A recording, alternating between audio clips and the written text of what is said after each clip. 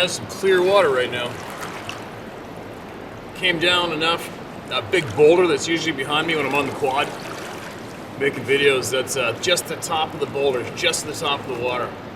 You can come down a little more, but this is some clear water, man. And no fish biting, so I made my way across the river. So that direction downriver is where the quad usually sits. I'll give you a 360, why not? Ready? All right, now, what do we got? So down there is where the beach is parked back in there, where you got the quad. And then that's all the timber that I face. There's the downed tree. Usually see in the background. Timber, river, big slow pool here, and then it dog legs left and goes up that way. That's where I came from, over there. And there, let's try this. Hold on.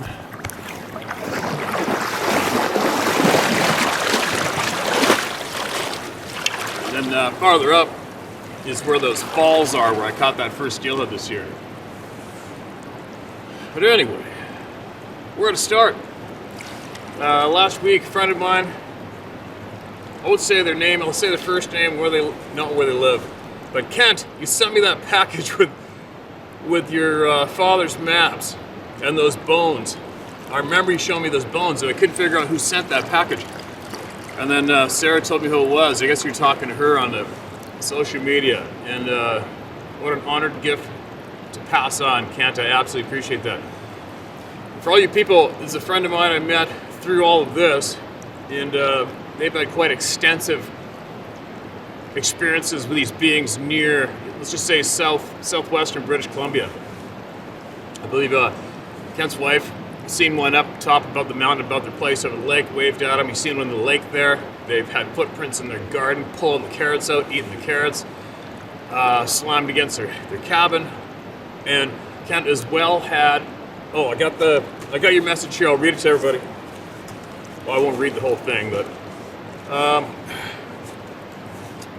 I think what you explained before was when you would be venturing near where they were hunting and harvesting bears, they would leave a bone, the exact same bone, bear bone, I think, and I think it's the forearm, one of the forearm bones, I believe.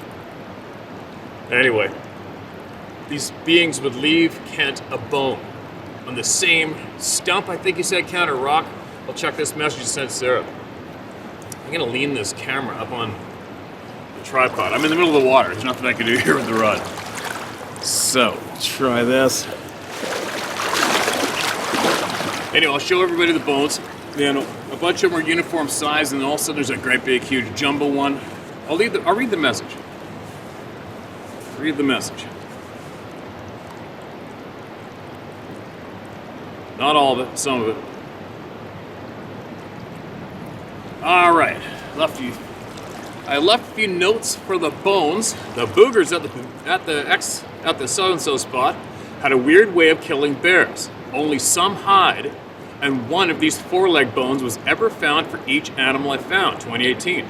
The remains were always recent. They would always try to gently shoo me out of that kill zone where they hunted, or were protecting their nursery area. They clearly display a method of dispatch I did not figure out. Each of those leg bones is from a separate bear, and all were killed within 500 meters of our cabin, except the jumbo one. It came from Upper Hat Creek. Upper Hat Creek, that's quite a ways away from them, and I used to trap wolves up there for a rancher at the head of that Upper Hat Creek. But it was the same method. The bones showed that the dispatch could come from either side. Steve, I saw them all in 2020. Oh, Steve saw them all in 2020, I thought maybe. Yeah, I did. You pulled them out of the bag and showed me when I stopped by. It would be of interest for a tutorial or something, but he could pitch them if there's no benefit. Okay, gotcha. Stuff you can't take with you to Latin America, where we are retiring. Well, that's news. That's unexpected news. Anyway, what else I'm going to pass on real quick is the question. All right, Ken, I get a lot of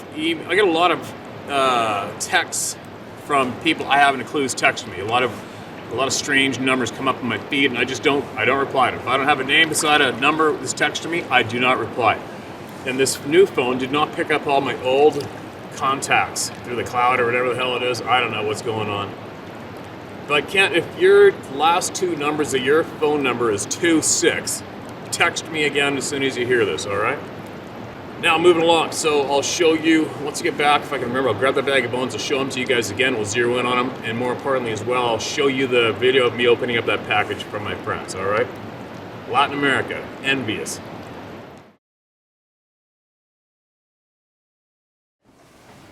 All right, I got the hiccups. Pre-warned, I got the hiccups. And somebody sent another package in. And just so you guys know, I don't encourage people to send me stuff, all right? I've always been a little awkward receiving gifts in life. I don't know, well, I probably kind of know why, but it's just a little awkward for me. But I don't encourage people to do this, although I do appreciate it. It's very, very, very kind. And I don't know what more can I say. I think Sarah was involved in this one. Spoke to the person who wanted to send something here to us, or me, or whatever. Anyways, here it is. Let's see what we got. Hopefully it doesn't blow up.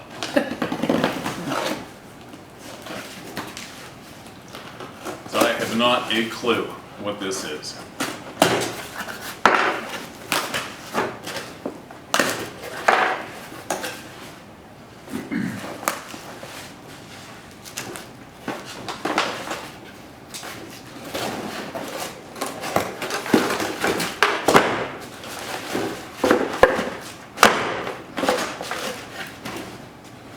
That's in there. There's a folder in here, and it is in here.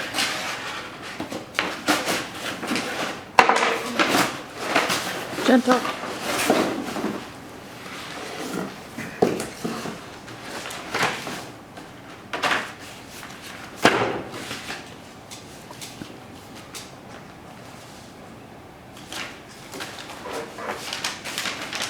Oh wow, so these are a bunch of old maps.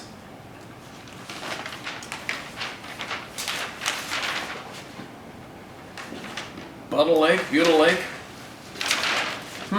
Interesting. Alright, so we have a whole pile of old maps, by the looks of it. BC fishing districts?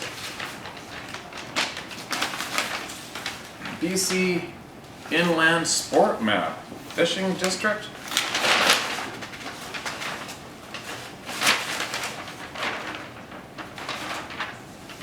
Okay, so we got a whole bunch of maps, something in bubble wrap. The maps are interesting to me. I'll have to go through them. There's a whole pile of them. Hopefully You thought that they would make an interesting wallpaper in your man cave. For sure they would. But there's a story with them. Oh yeah? Should have read it first. Is there something to read? Well, in my box. Inbox. In an email?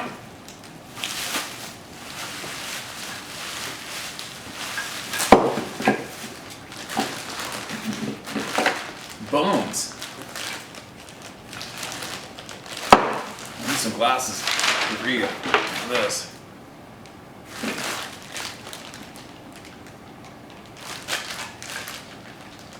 Okay, that's a weird bone. Does this have something to do with what we think it has something to do with? Those I don't know. I'll have to go back and read.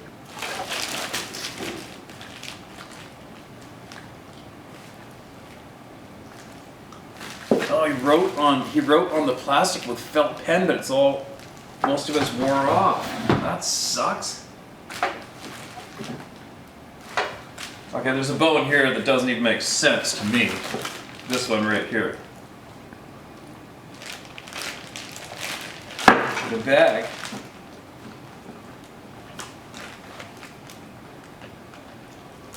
Alright, so you can see the bag. He wrote a note in felt pen on here to me. But most of it's wore off. I can't read it.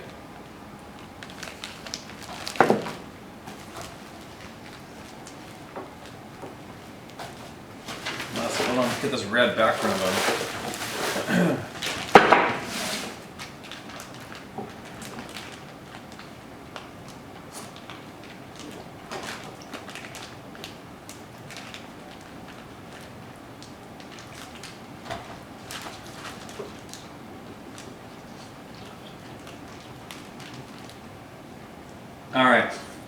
All right, we're gonna have to look into the inbox of the emails, right? Yeah. So I get up to speed of what I'm looking at and what I'm dealing with. Because if this is, we'll have to get back and film more of that shortly. And there's no note for me. So you got it? Yeah. You have a note? Well, he was inboxing me. So you've got the details in an email. Yes. Okay. All right, we're gonna go. We're gonna share everything I can as soon as I make sense of all this. Okay. But this looks like it's quite the gift, especially all these maps. That's very, very thoughtful. Very appreciative of that, and I will definitely be using those in the man cave without a doubt. And let's get some more details, and then we'll film some more in a minute. What else? All right, I got some sad news. Some not so good news I'll save for the end. In the meantime, we got to take advantage of this time right now to get some people's voices heard. It's very important to me and to those people who email in, right? So I'll scroll down 5 miles in the list, see who's been missed. So many. All right, here we go. This is titled Lumni, Lumni, Forest Service / lengthy sharing. All right, let's get her going. Hi Steve, fond of your name. My father and brother both share the same name. I stumbled across your channel on YouTube, needing a break from watching politics during our lockdown. Funny, I first watched a show with a group of 4 guys and a woman in search of Bigfoot. I was shocked how they belittled people who shared their stories as if they were lying, just to get attention or something. After watching a couple of those videos, I clicked on your site. I haven't left. I had to go back and catch up on all your videos you have shared, and so many got my hair standing up on end. I've learned so much and have gotten answers to so many unexplainable experiences I've had in my life. I'm so relieved to finally have explanations to a lot of weird things that have happened to me in my lifetime. Never doubted that Sabe was real. I always thought they were human. From watching the first 35mm movie caught a woman Sabe walking through a logging area. I was 10 years old when I first saw that on TV in '67. I thought back then they lived deep in the forest somewhere far away from me, so I never gave much thought, except when it was reported that footprints were found casted and how people were trying to prove they were fake. I wondered why they would do that. Other than that, I was too busy with my horses and critters to take an interest. My family lived next door to a big game hunter and houndsman who used horses and walker hounds. His name was Burley Forrest. One of my older sisters and I would go over to watch bullfights on Saturday nights with the Forrests, then listen to Burley's hunting stories. By the time we headed home every Saturday night, we ran like 2 racehorses to get home before a grizzly bear or mountain lion would get us, even though grizzly bears were killed out in California in the 1940s. Burley was a federal hunter. He got called out to a lot to hunt down rogue bears and cats, so he had some scary stories. He influenced our interest in wildlife, forest, hunting, trail riding, and packing, etc. In 1970, my family moved from Orange County, California to El Dorado County, California. There was forest everywhere. When I turned 18 in 1975, I was working graveyard shifts and was driving home at 3 a.m. My 64 Ford Falcon on Highway 50 heading east to Placerville, California. It was a dark night, no moon. I was alone on the highway doing about 70 miles per hour when from the side of the highway, a 40-plus pound White River rock came flying at me. A huge rock. It was going to kill me. Everything went into slow motion as the rock was just 24 inches from impact. I watched in horror as the rock went from a downward descent. It suddenly got lifted up a foot, then slammed into the chrome trim around my windshield, right above my head. I then heard it slide across the top of my car. I watched it hit the ground behind my car, and it broke up into several large pieces when it hit the pavement. I could see it due to my brake lights. It all happened so fast, yet so slow. I felt like I was in the twilight zone, stomped on the gas pedal and kept going, shook up, beat my speed record getting home.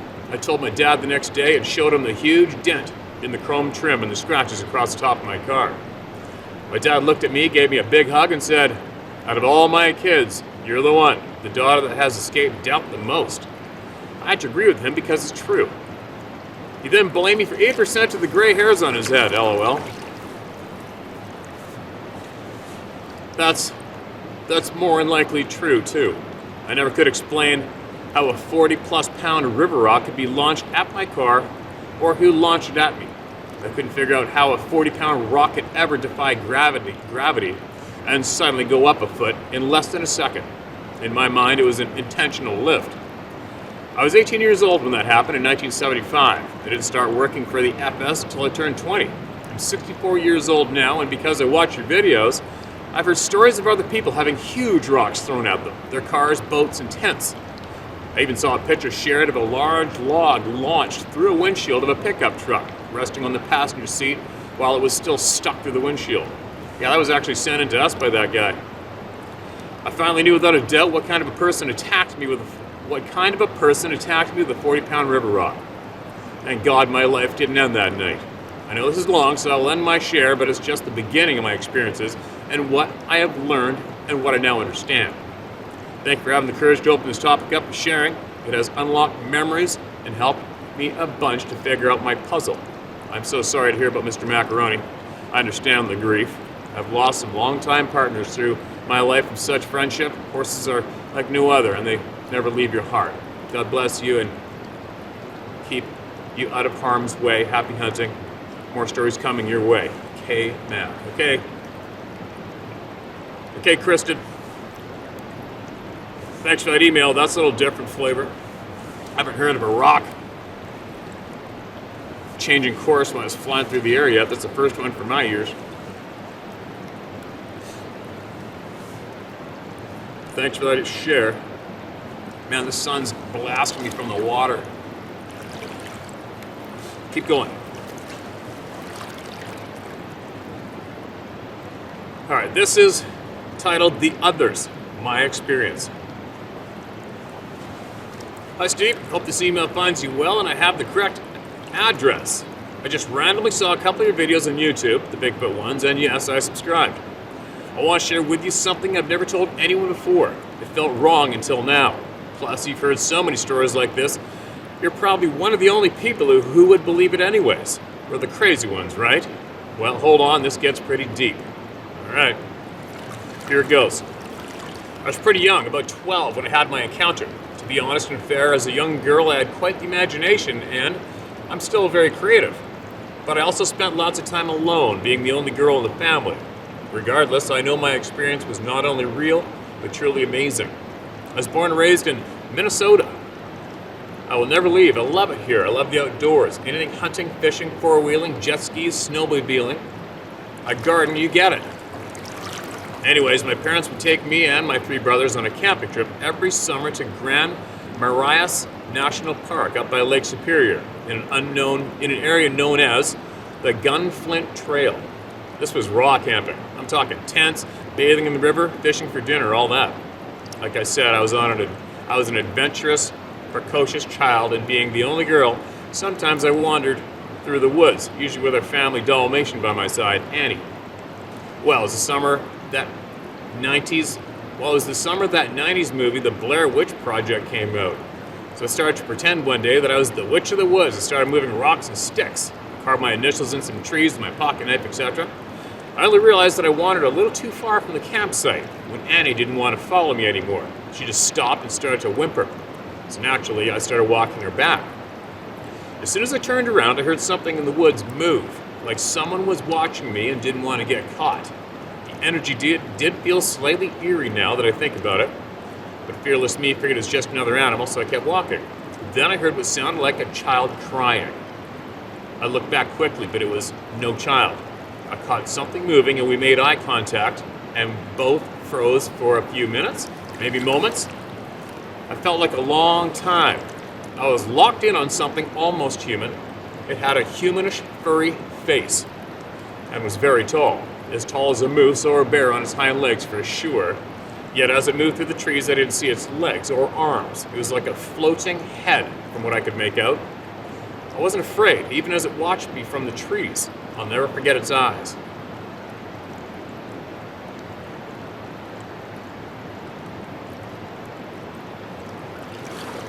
also remember clear communication and his thoughts going through my mind that I don't think could have come from me. More on that later. It was almost like it wanted me to come towards it or wanted to tell me something. Maybe even protect me from something? I don't know. But I was very drawn to it. I would have gotten closer, but my dog wasn't having it. She was growling like I had never seen before. Sometimes I wish I would just let my dog run back alone so I would connect with this creature, but we ran and eventually got back safe. However, I think it followed me. Now we had 3 days, 2 nights of camping left. I heard these cries calling out almost all of that same night, but no one else in my family heard it when I brought it up at breakfast, so I shrugged it off. The following day, I was washing something for my mom in the river, and a moose came about 50 feet from me to get a drink from the river.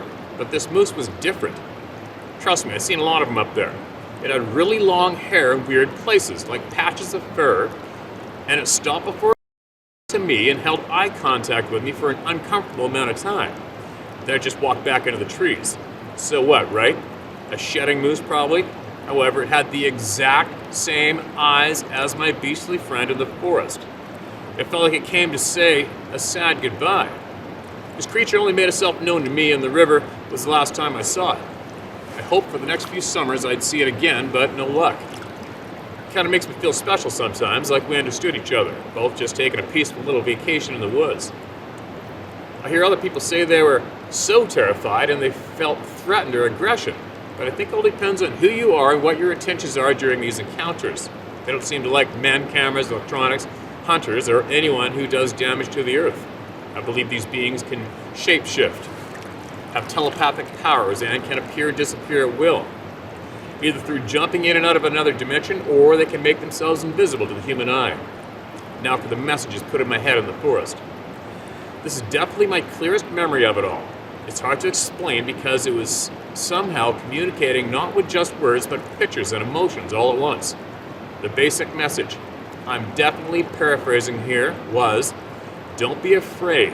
We are gentle creatures that once dominated the earth as your kind does now. We are the same, like ancestors. Due to a devastating event, they had to leave. They were saved, but have been away for a very long time. They want to come home, but we're keeping them from doing so because they do not agree with how we live. So for now, they only get short vacations here. I saw a world much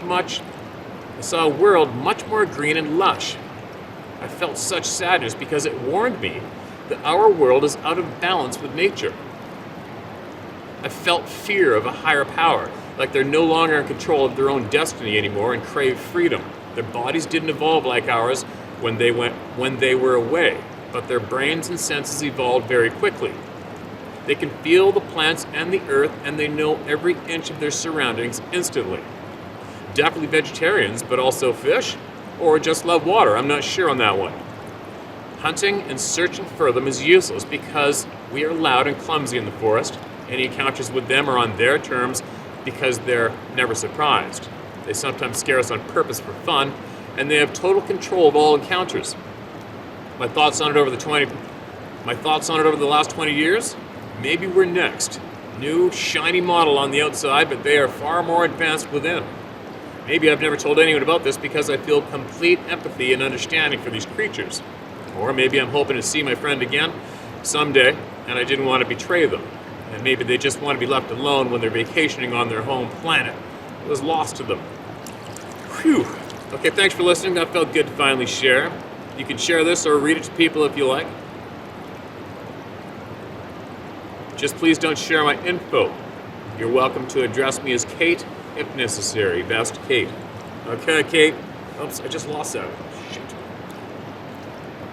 Yeah, of course I would share your info, and thanks for that share. And it is definitely paralleling, I don't know how many other people have emailed basically some of the same points. Take from it what you will, you guys, or leave it. There's a missing piece to your puzzle in there, and grab it up.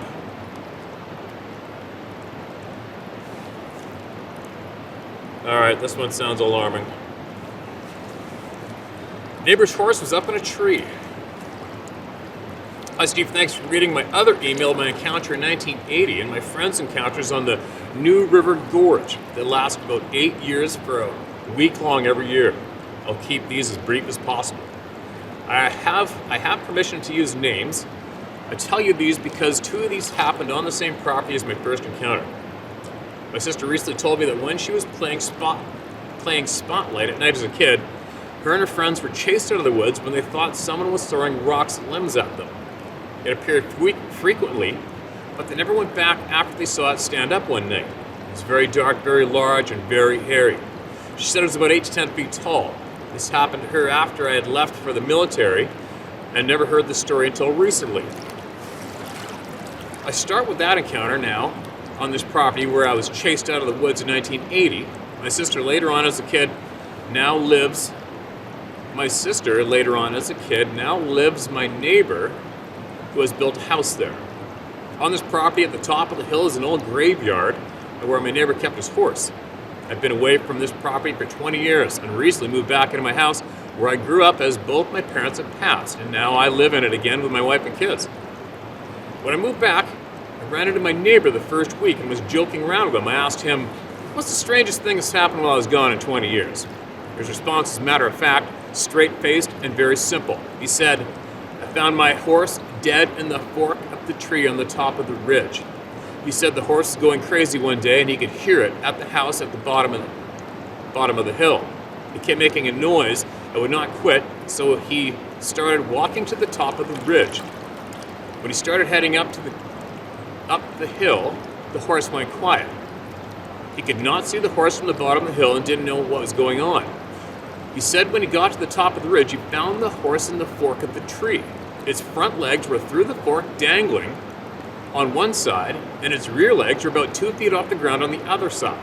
He said it looked like someone had just picked the horse up and set it in the fork of the tree.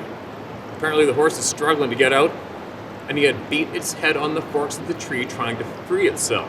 The horse died before he could get to the top of the ridge. This is in broad daylight, but out of the sight of people. After he told me the story, he then said it was the craziest thing he'd ever seen in his life. He could not understand how it got up there, but said it was like someone just picked it up and set it up there. 3 encounters on the same property in a 30-year period. The last one I'll pass along is from my friend from church. We had spoken many times about the strange things in Scripture, and she made comments about my encounter. In May 2020, in the heat of the coronavirus, she took her grandson hiking at Grayson Lake in Carter County, Kentucky. She was the only car in the parking lot as people were not out and about. She and her grandson were about a quarter mile on the walking trail, and she said that she started to feel sick. In her mind, she said she could feel someone watching them, and her red flag went up, and she grabbed her grandson and pulled him close. At that moment, she said out of the corner of her eye, she saw something on 2 legs, very dark and very large, running through the woods parallel to the walking path. She said it was about 25 yards away. She said that she grabbed her grandson and told him to run to the car and not look back. After she got home, she messaged me about the encounter. Grayson Lake in Carter County, Kentucky has had multiple sightings, even by state police and sheriff's department in the county. The lake is 30 minutes from my house. Like I said, after 1980 and my encounter, I consistently ask others about strange occurrences that happen around here.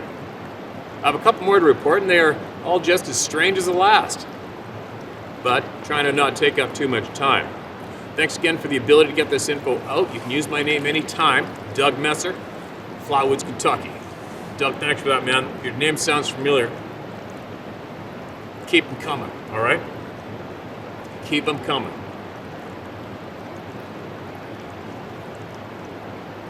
Man, it's never gonna end, right?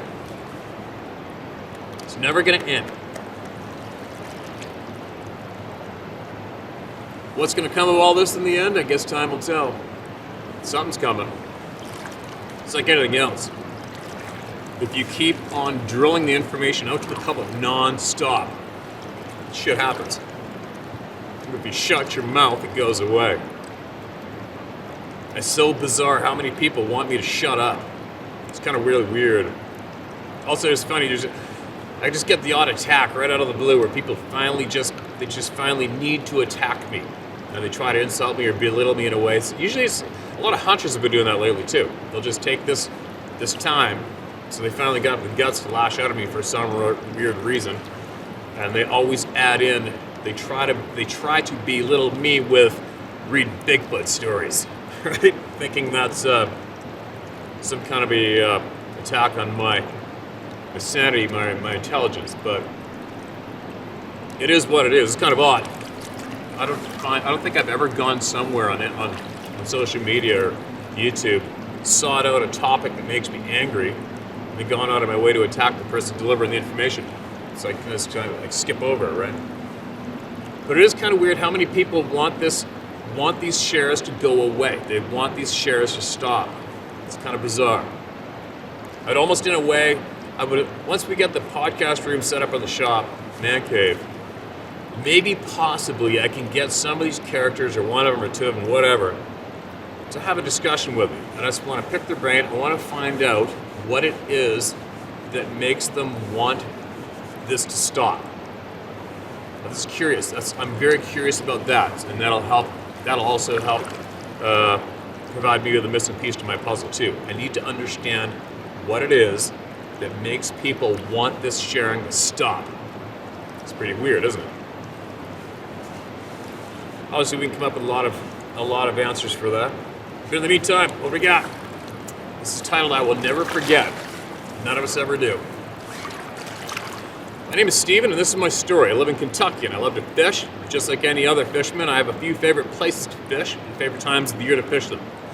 For example, when I was younger, I loved to fish at Otter Creek Park in Meade County, right behind the lodge and the Ohio River, especially in the wintertime. The lodge sits on a hillside overlooking the Ohio River, where you can catch any species of fish Kentucky has to offer, with the exception of maybe one or two, depends on who you ask. It's Friday, end of work week, and ready to do my usual grab my buddy and head to the river, where I just explained, but this time was different for two reasons. One, me and my buddy were taking another friend with us for his first time. I won't say their names because they have no idea I'm telling the story and don't even talk to them anymore for different reasons. I'll get to the second reason why this time is going to be different shortly. This is about 26 years ago, and I remember it like it just happened. We all three met up to begin our weekend fishing that I was always pumped for and couldn't wait to begin. We were all dressed for the occasion, the cold, and arrived at the lodge to park and then hike down the trail to the river. We could park at the bottom by the river, but we'd get locked in if we did. Not a good idea, in case we needed to leave for an emergency or just wanted to leave so we always parked at the lodge and hiked 15 minutes down the hill.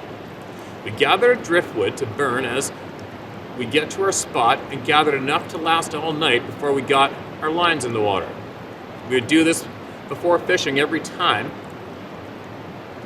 just so we wouldn't have to collect wood through the night. We were catching fish just like always, and our first time buddy was really impressed with the fishing, even though it was so cold that when we would reel our lines in, we had to pinch the line in front of our reel to knock the ice out of our line before it went into the reel. I'm sure people that have fished in the winter know what I'm talking about, but with a pretty huge fire burning behind us, we stayed nice and toasty. At around midnight, the action slowed down and was only catching a fish here and there. This is going on for the next 2 hours.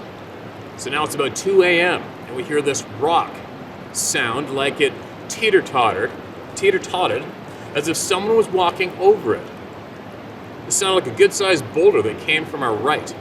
I turned to look, and I saw this top-heavy looking thing walking on two legs, going towards the water about 30 yards away from us.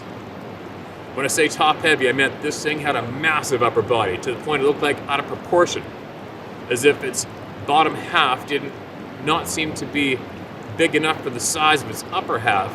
I'm not saying the bottom half was small either. It simply looked top-heavy, with no neck, and would say around 7 to 7.5 feet tall, and every bit of 500 plus pounds. When it reached the water's edge, I turned to my left and looked at my buddies and asked if they'd seen what I'm seeing. They both were saying, "Be quiet," and I responded back with, "It knows we're here. We have a huge ass fire going behind us. There's no way it doesn't know we're here." And then I heard the splash. I turned back to my right, and it was in the river, which was freezing cold, and all I could see was the head of this thing above the water. So I grabbed my flashlight and was beaming it in the face. but couldn't really make out any features, but I noticed the eyes did not reflect the light. All they were was just pitch black. It went under the water for a couple of seconds, and then it came back up, repeated this multiple times. He was down current. We were down current from this thing, and all I could do was, we were down current from this thing, and all I could think was the current was going to push it towards us. And one of these times, when it goes under, it's going to pop up right in front of us. Now, not a single one of us said, "Let's go." We all three just started reeling our poles in one by one at the same time, never saying a word to each other. We're getting out of there, and fast. The next 15 minutes would be the most mind-chilling walk of my life. We had to hike back up this hill where this thing came from to get to our vehicle, and all I could think about was, what if there's another one? We're probably heading straight towards it. After the scary-ass hike, with my mind going crazy with scenarios like getting mauled by a tremendously large and thick creature that has absolutely no problem jumping in the freezing cold water, not knowing a damn thing about its capabilities or its purpose or even what it is, we made it to the vehicle alive. I'm still fearing something is going to happen as we are loading all of our gear. I could not get in the vehicle fast enough. It's about a 45-minute drive to get home, and it was so quiet the whole way, nobody said a single word.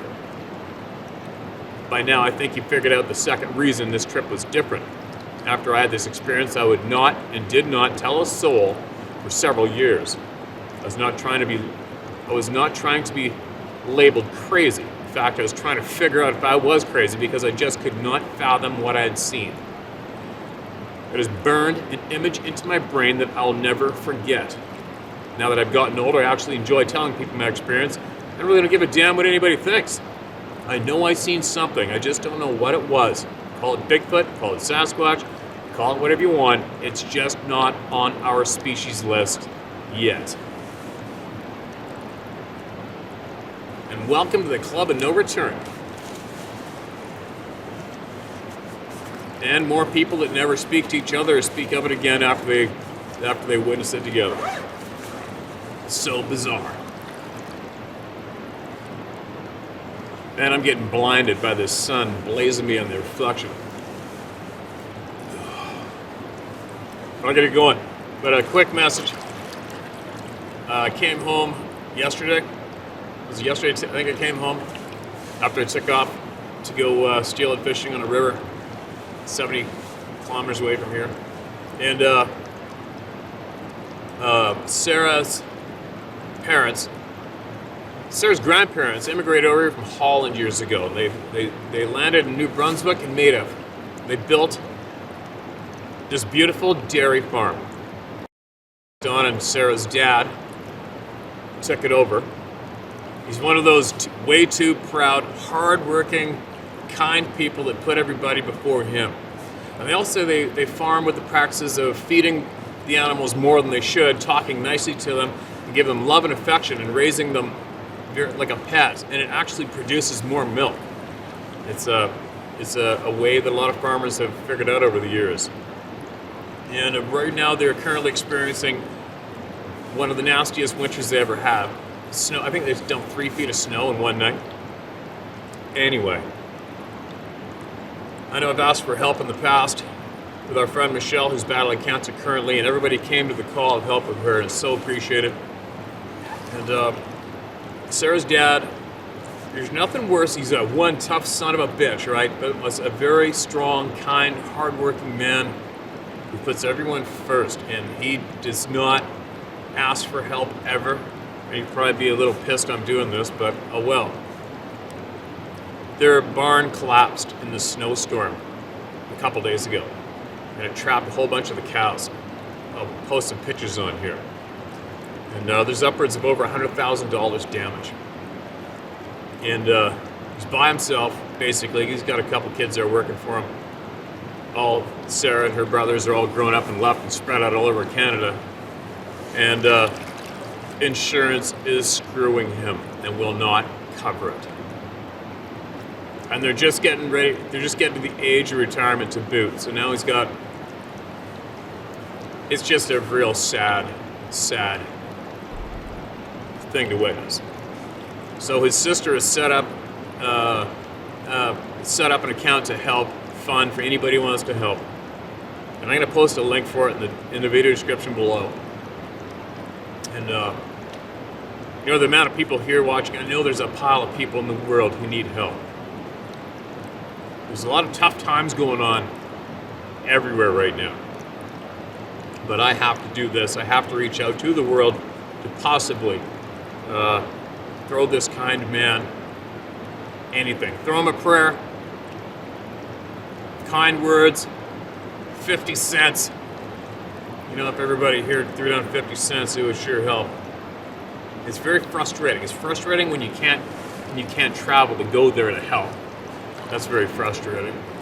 But there's nothing worse than seeing such a strong, kind man break down out of absolute frustration.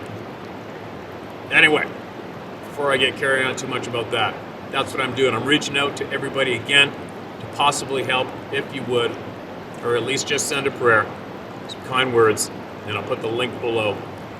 And I will do this a handful of times, and we'll see if we can do something to help these kind people and help them get through this shit-eating time of life. I'm so frustrated I can't travel there. I can't go there to help because I'm a healthy human being who's being treated like a criminal in society today. That's a whole other topic, isn't it? But anyway, there you go, you guys.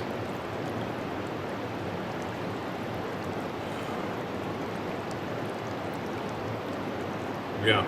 Okay, I'm gonna get moving. I gotta get across this river, get back home, and get things going. I have to do everything I can to try to help this man help this farm out, get it back on its feet, and do what we can do. And I will be back, and I will share more voices from the people, no matter what. And nobody's ever going to stop it, ever. Hopefully I'm going to get some time here fairly shortly to start blasting out more information that all of you are sending my way for the other channel, the True Warriors. All right? Truth Warrior, whatever we're going to call that channel, it's going to be what it's going to be. There's a lot to be shared. There's just so much to be shared, so much to be talked about and shared. People got to stop. People have got to start banding together and helping each other. It's got to be priority. And quit taking the bait to attack each other. Quit taking the bait to separate from each other. We got to help each other no matter what. No matter what today. All right, I gotta go. I gotta get out of here. I'll be back tomorrow. Thank you so much. If you can help out this man.